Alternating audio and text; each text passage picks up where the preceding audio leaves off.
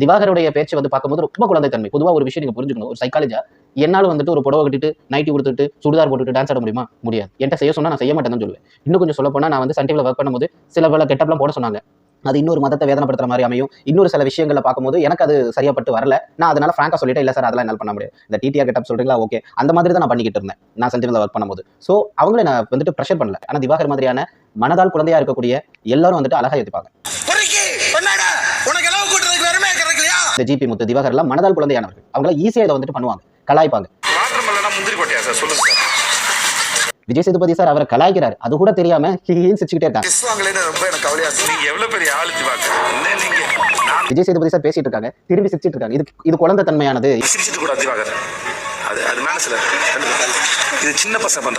Vijay Sethupathi sir வந்துட்டு இப்பெல்லாம் பண்ணக்கூடாதுன்னு அவர் திட்டுவார். சோ ஒரு அடிப்படையா வந்துட்டு ஒரு பகுதியில எப்படி நடக்கணும் தெரியாத ஒரு வெகுளியான ஒரு கேரக்டர். அந்த பர்சனை இத்தனை பேர் சேர்ந்து அடிக்கணுமா?